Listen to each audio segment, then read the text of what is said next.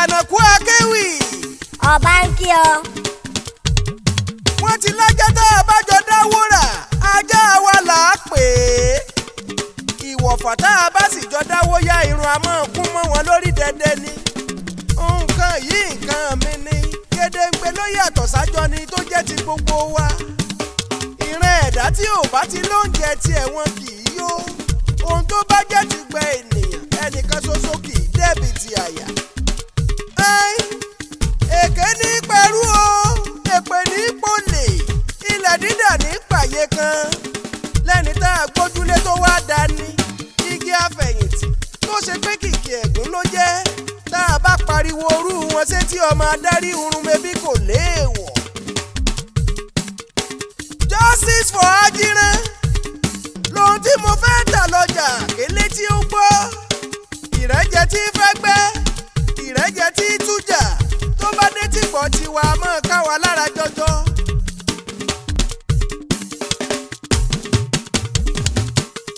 Báàrẹ̀ ni agbójú okùn létí òjẹ ni agba Àjànàkú Akéwì a máa fojú ẹni bẹ́ẹ̀ yìí lẹ̀.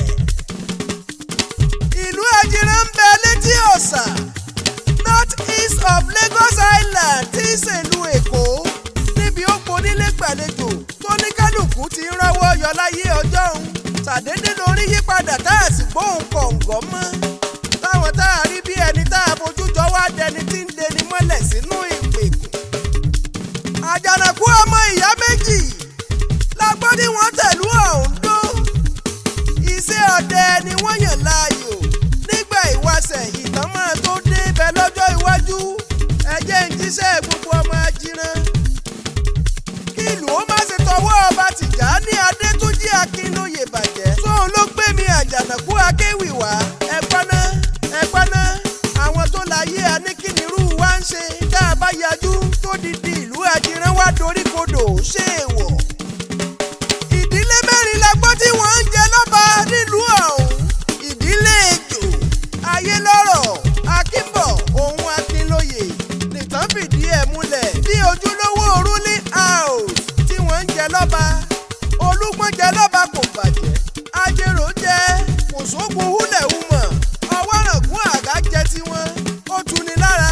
Kí lohun tó wá dé lórí ọba Tìjàní Adétúnjí Akínlóye tó ṣe pásìkò tàwọn ní gbogbo ìlú sójòjò. Bẹ́ẹ̀ ni o, ọba tó jẹ tìlú tòrò tó tùbà tó tùṣẹ, ìtàn ò lè gbàgbé wọn. Èyí tó sì jẹ pé gbogbo ọmọ ni wọ́n ń dà ní síbálásìbolo. Ọba Adétúnjí àwa ò bá tìjà wá o, ṣùgbọ́n gẹ́gẹ́ bí gbogbo ohun tá a gbọ́ tìwé ìròyìn gbé lọ́tún lọ́sì, ẹnìkan kì í ṣe bẹ́ẹ̀ kírú wọn wá ní àtúbọ̀tán rẹ̀. Àjànàkú àwọn olóyè márùn-ún la gbọ́ tí wọ́n ń ṣojú ìlú Ajíran tó ṣe pé inú ìfẹ́ ni wọ́n fi bára wọn lò. Wọn ò sì lépa ẹ̀mí ara wọn. Káwọn bíi mẹ́ta ó tó fò sanlẹ̀ tán kú. Adìyẹ kì í kú káwá dẹ̀yìn ẹ̀nù la gbọ́. Ọdún 15 táwọn mẹ́ta wọ̀nyí ti kú nìyí o. Bẹ́ẹ̀ ti yọwọ́ wọn láwo. Gbogbo àǹfààní tí wọ́n ní lórí ilẹ̀ àtowó àtohun gbogbo tí ń jẹ́ tìlú Ajíran lẹ́ti yọwọ́ wọn ń bẹ. Kí ló dé kí ni wọ́n ṣe? Ìgbésẹ̀ yín méjì tó kù gbà fura sí. Àfi bí ẹni pé yín gan lẹ rán wọn lọ sí ìrìn àjò kan àrèmábọ̀. Ajíran ó jọ mú ìlásẹ̀, ọmọ Ajíbọ́lọ́run sọ̀rọ̀, ọmọ olóko àjẹtì ayé, ọmọ akéńgbó ni yín dẹ́rù ń bara ọ̀nà. Mo kí yín tilé toko, ìlú ńlá kan ò sí, mebọ́mọ ńlá sáá ni wọ́n ń bẹ. Ọmọ ńlá ni ó sọ̀lú di ní ńlá kì í ṣàsọdùn káyé ó gbọ́. Kóhun tó jẹ́ ti yín má ṣe wọgbó àtú. Sóun lèmi dúró lé lórí. Kógun wọn má ṣe ṣẹ́yọ nílùú Ajíran. Sóun ló kàn mí gbọ̀ngbọ̀n. Ọba Tìjàní Adétúnjí Akínlóye. Mo gbọ́ pé yín àti Àlájì Balógun Yẹ̀kínì Bákàrè lẹ́ ń jẹ́ gànmọ́ lé gbogbo ìpín àwọn ìlú lórí.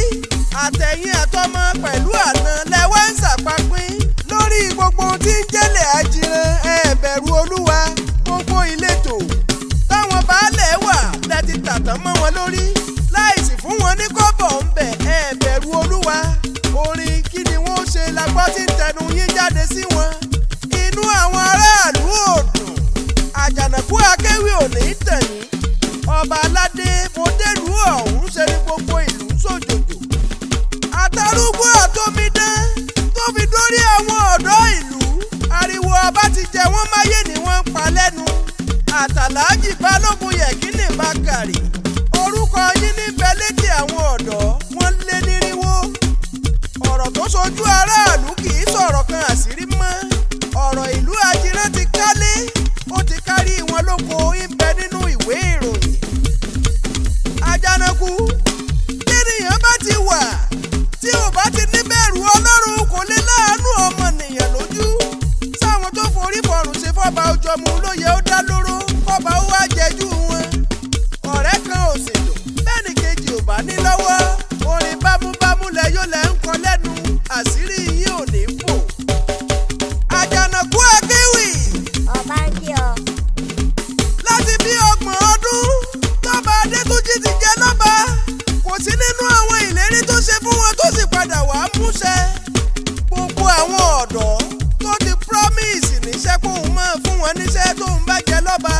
Àkàìmọye opó tí wọn ò lọ́kọ pẹ̀lú àwọn oníṣòwò kéékèèké ló ṣèlérí àti dá lọ́lá.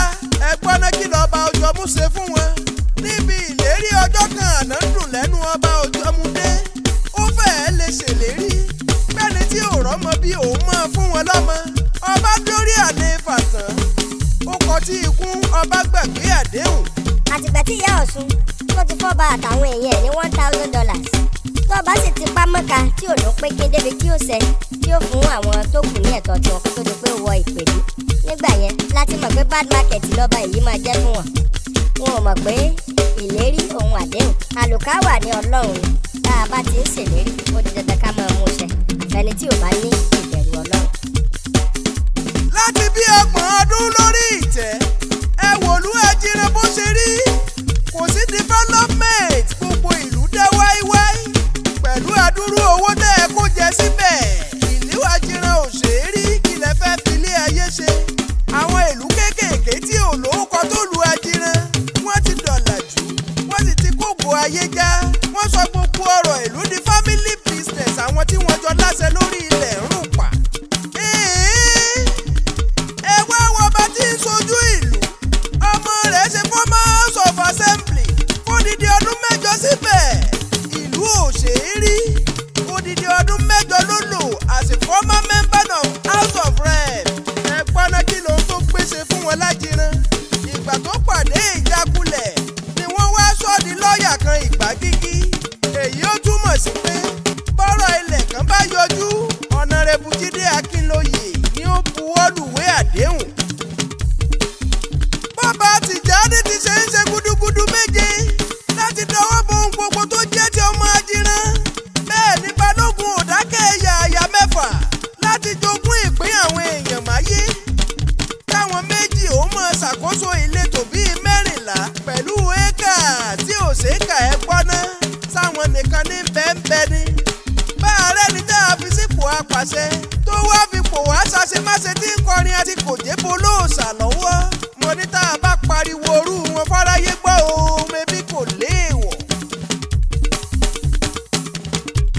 Ẹ̀yin ọmọ Ajírán ẹ̀gbọ́n náà ṣé wọ́n forí yín rumú ni?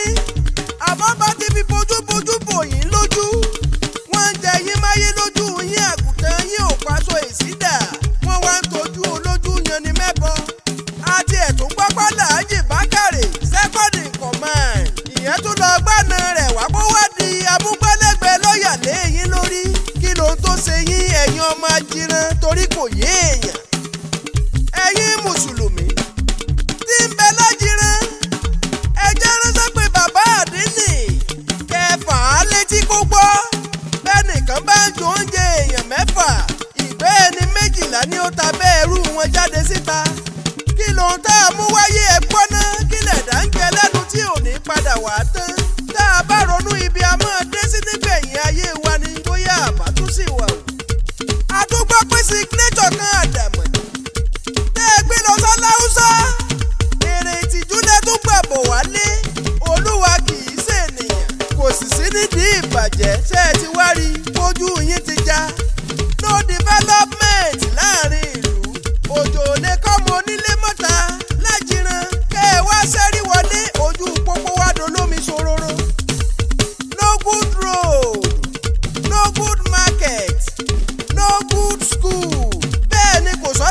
kan tó san mọ́nà bẹ́ẹ̀ tí ń talẹ̀ bẹ́ẹ̀ tún ń gbowó ọ̀hún tó ewé ata ló jẹ́ fún yín o àwọn onílẹ̀ ò béèrè. bẹ́ẹ̀ ni o kò sóhun tí èèyàn lè wá láwọn ọsibítù jàgàjàgà tí ń bẹ nílùú àjìràn kódà tí ènìyàn ò bá ti lówó kò sí ohun tó lè dá lára àtàwọn òṣìṣẹ́ àti gbogbo ẹ̀ ń kálukú wọn wojú ara wọn ni kò sí ohun tá a lè fi ṣètọ́jú ara láìsàn kódà bí kinní mú ọkọ ìyàwó mọ́lẹ̀ kò sí kọ́ńdọ̀mù lásán bẹ́ẹ̀ a sì láà lọ́ba nílùú àjìràn. ọba adétúnjì akínlóye the 14th ọjọ́múre lórí ìtẹ́ kújọ pọ́ba aládé sì ti gbàgbé àwọn ìlérí ó ṣe kó tó jẹ lọ́ba àjẹ ìwẹ̀yìn tí bayé ẹlẹ́dẹ̀ jẹ́ ò lè pè ní ẹ ò tó rọ́ba fín báwọn aṣáájú yín ṣe jayé bí ẹni jẹtu sèrè ẹ ò lè rí nǹkan àbádébá tó bá ṣe pé bí wọ́n ṣe ṣayé wọn lè yìí kò ní sóhun tí wọ́n fi sílẹ̀ sẹ́yìn. àjànàkú apá kejì ń bọ̀ lọ́nà náà máa pè ní justice for Ajíran part 2 kò ní pẹ́ dé ẹ sá ti mọ̀ pé mi làjànàkú aládìtú òwe iná ńlá gorí ilé fẹjú tótó mebé mi la jòkó dàgbà má ju pèrán níṣẹ́ kòkòkò bí o ṣe erin le àjànàkú tí ọ̀rẹ́ ní bájà tó yọ̀ṣẹ́ tì gànà òwò ìjàsá ni mí tí tẹnu mọ́tò wàrà wò. tó oyin ṣe tán oyin lọ́nú kókó igi ìran táwọn afẹ́ wọ́n ń lọ sísà ebè tó kọ́lé sí ń jọ́ sí mo lé mi àjànàkú mo fẹ́ mọ́ lọlé bàbá mi tó bí mi lọ́mọ èmi lọ́mọ òṣòro fọ́kòkò ẹ̀gẹ́dẹ̀ àlùjànú akéwì táyé ń wí agbọ́n olóko sani mi bàbá tí sojú alábòsí kàṣàkàṣà